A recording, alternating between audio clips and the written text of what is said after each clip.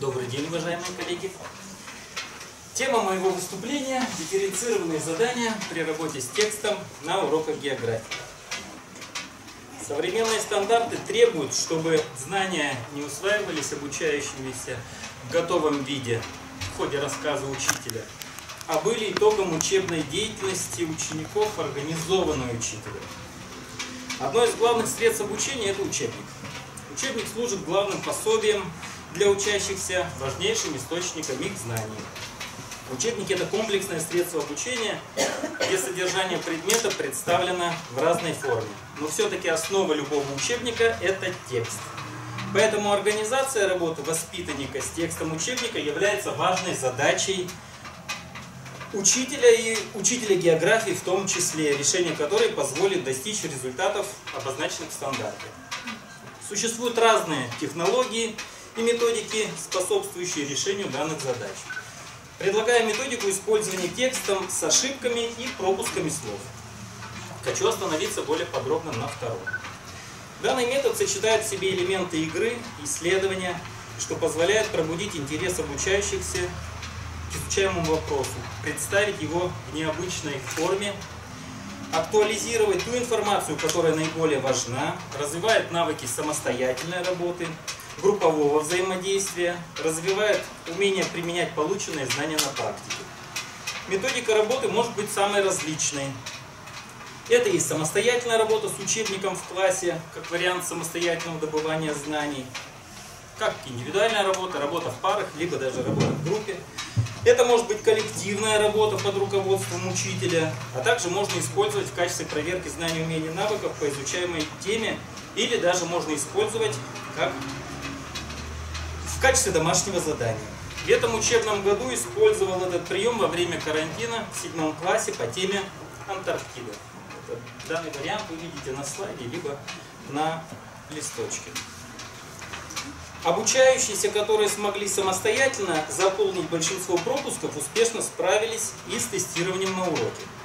Ребятам понравился данный метод, и я решил продолжить работу в данном направлении. Предлагаемые тексты разрабатываются учителем по одному параграфу, если изучение новой темы, или по целому разделу, если цель – контроль знаний воспитанников. Если материал разработан для отдельного параграфа, то рабочий лист может содержать от 10 до 20-30 пропусков или ошибок. Воспитанник должен прочитать материал по учебнику, понять его, осмыслить, осознанно заполнить пропущенные слова, фразы, предложения, либо исправить географические ошибки. Вы скажете, при чем здесь дифференцированное задание? Ведь учебник одинаков для всех воспитанников. Назрела проблема осуществления индивидуального подхода в обучении путем использования системы специально разработанных заданий учебника, заданий с разной степенью сложности для обучающихся, претендующих на более высокую отметку. Так вот, задания могут предлагаться ученикам дифференцированно. От простого формулирования предложений близко к содержанию учебника и разниться буквально несколькими словами, до сложного, когда смысл содержания параграфа учебника передается другими словами. Эффективна групповая работа при выполнении подобных заданий, так как в группе обучаемые помогают друг другу усваивать материал, они делятся мыслями, идеями, кто-то друг другу подсказывает, доказывает, опровергает. Конечно, на первых порах начинать нужно с простых заданий, которые содержат не только пропуски, но и подсказки на них. Например, в 7 классе воды океана поглощают больше-меньше тепла, да? То есть уже здесь содержится небольшая подсказка для неподготовленных детей. С такими заданиями справляются даже воспитанники, которые испытывают трудности в обучении. Для более сильных воспитанников следует вставлять пропуски без подсказок или даже с вопросом, да? Вот чем отличаются континентальные от морских воздушных масс.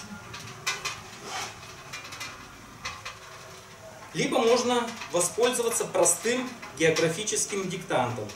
Он также содержит простые и сложные вопросы. На первый взгляд кажется, что эти вопросы набраны в хаотичном порядке, что это далеко не так. Ну и в качестве примера такой географический диктант по теме Северная Америка. Северная Америка полностью расположена в каком полушарии? Ну, очень часто дети отвечают, вот Михаил Филиппович, может, подскажет нам, в западном полушарии. Они открывают атлас, Северная Америка, западное полушарие, пишут западное полушарие. Все, слово западное. И вроде бы радостные идут дальше. А дальше следующий вопрос. На юге ее пересекает, на севере пересекает. И здесь уже ученик начинает задумываться, правильно ли он выбрал ответ. Поэтому эти вопросы, они связаны друг с другом по смыслу и предполагают установление между ними причинно-следственных связей. Еще лучше, если задания в одном тексте будут разные, от простых, требующих знания стандарта и внимательного прочтения текста, это отметка 3, так скажем, да, удовлетворительно, средние по сложности, так как специфика географических текстов заключается в том, что их трудно понять и правильно оценить без опоры на карту, дополнительный материал, либо статистический материал. Это, например, оценка уже на 4 уже у нас будет. Ну и, наконец, сложное задание, которое требует серьезной мыслительной деятельности, установления причинно-следственных связей с ранее изученным материалом и жизненным опытом. Поэтому, выделяя приемы работы с учебником географии, следует учитывать их особый характер и рассматривать не только работу с отдельными компонентами учебника, но и со всем учебно-методическим комплексом. В качестве примера я хочу продемонстрировать текст по теме «Рельеф Южной Америки». Вроде бы текст как текст. Открывайте параграф 49, читайте, осмысляйте, заполняйте, получайте хорошую отметку. Но не все так просто. Тот же самый текст, только здесь я уже цветовым фоном выделил степень сложности заданий. Желтым цветом отмечены вопросы простые, которые в принципе совпадают буквально один в один с текстом параграфа, и они доступны для выполнения даже самому слабому ученику, который умеет читать и совсем чуть-чуть понимать. Их 13 здесь. Зеленым цветом выделены вопросы, которые требуют привлечения дополнительного материала. Допустим, в основании Южной Америки находится плита. В тексте параграфа нет этого слова, но открывая карту в атласе строения земной коры, он находит название этой плиты и заполняет. Ну и красным цветом, их здесь всего 2, что буквально составляет где-то 7% от всех заданий. Это вопросы, которые требуют действительно осмысления, более глубокого осмысления и применения географических знаний на практике. Цветовой фон можно сделать видимым, и тогда воспитанник в режиме реального времени, так скажем, видит, чего он достиг и на какую отметку он может претендовать. А можно скрыть, но это уже для более подготовленных воспитанников. К сожалению, готовых текстов существует очень мало. Я, например, по физической географии в 7 классе нашел только 2 готовых текста, причем все задания, которые там были простого, репродуктивного уровня сложности. Поэтому задания стараюсь разрабатывать сам. Еще один пример. Я его называю высшим пилотажем, так скажем. Так как еще никто не смог заполнить все пропуски самостоятельно. Это текст не мой. Это олимпиадное задание. В этом я вижу еще один плюс. То есть на уроках мы как бы готовимся, так скажем, да, по таким заданиям. Африка. Особенности природы. Ну, я остановлюсь на нем подробно. И может быть вместе с вами мы постараемся заполнить эти пропуски. Все вопросы, все пропуски. Вот весь этот текст можно условно разделить на 2 половинки. Да? Значит, первая часть – это физическая география. То есть она доступна, и справиться с ней, по идее, должен любой ученик. То есть это обычный стандарт, да, который заложен у нас в программе. Но вот вторая половинка, здесь уже, конечно же, начинает сложность.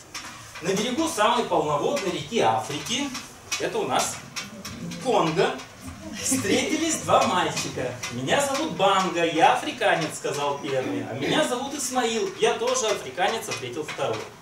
А почему у тебя кожа светлая, спросил Банга. Потому что я араб. На севере Африки, народы Африки, да, проживают арабские народы. Поэтому они с этим справляются очень легко. Я живу на севере Африки, на краю огромной пустыни Сахара. Молодцы. А у тебя кожа совсем черная. Где ты живешь? Я живу на юге Африки, на краю пустыни Намиб. Ответил Банга. Солнце здесь светит прямо над головой, и весь год здесь одинаково жарко. Я потерял счет дням. Какое сегодня число, какой месяц? Наша река пересекает линию экватора 2 раза. С севера на юг и с юга на север. Вот на этом заканчивается, так сказать, легкая часть, да? Основная часть. И дальше уже начинаются трудности. Значит, солнце в этих местах бывает в полдень прямо над головой. Ну, здесь еще заполняют 2 раза в год. Итак, сегодня, вот тут число, месяц, либо 21 марта, либо 23 сентября, это дни весеннего равноденствия, ответил Банга.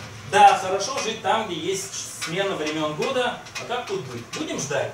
Если сейчас весна, солнце будет смещаться по небу на север, а если осень, будет смещаться на юг. То есть ответа в учебнике нет, здесь нужно уже использовать знания, которые, ну, не только, так скажем, из области географии, астрономия, смена дня и ночи, вращение Земли, орбитальное движение, эклиптика, тут много чего наговорить.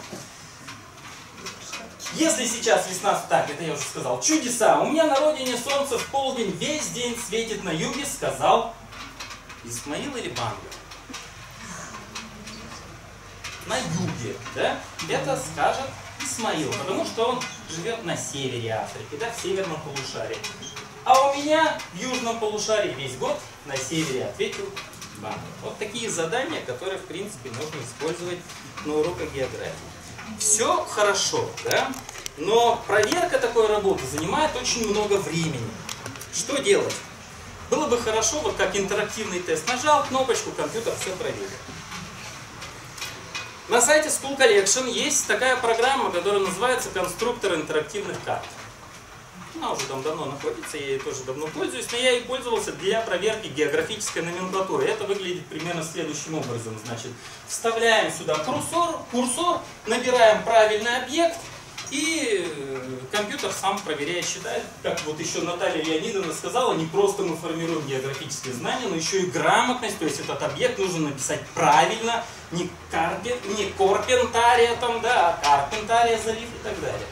Я решил, почему бы не пойти следующим образом, вместо карты вставить сюда такой же самый текст, наводим курсор и, допустим, набираем слова. Значит, устанавливаем, значит, задания.